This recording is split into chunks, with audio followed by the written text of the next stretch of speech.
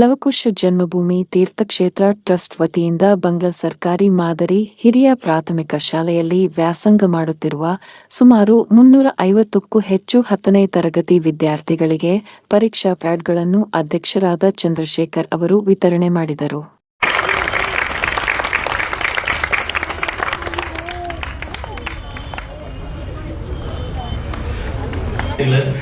ಈ ಶಾಲೆಯ ಶಿಕ್ಷಕ ಪಾದಗಳಿಗೆ ನಮಸ್ಕರಿಸ್ತಾ ಏನು ಈ ದಿನ ನಮ್ಮ ಚಂದ್ರು ಅವರು ಲವಕುಶ ಜನ್ಮಭೂಮಿ ಟ್ರಸ್ಟ್ ಅಂತೇಳಿ ಶ್ರೀರಾಮಚಂದ್ರ ಪ್ರಭು ಸೀತಾಮಾತೆಯ ಮುತ್ತು ಮಕ್ಕಳಾದ ಲವಕುಶ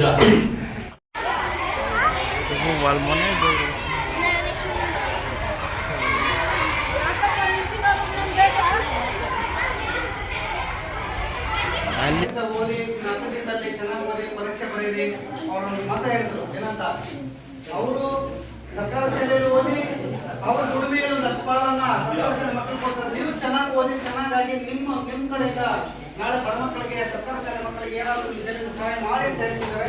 ಅದನ್ನ ಜ್ಞಾಪಕ ಇಟ್ಕೊಳ್ಳಿ.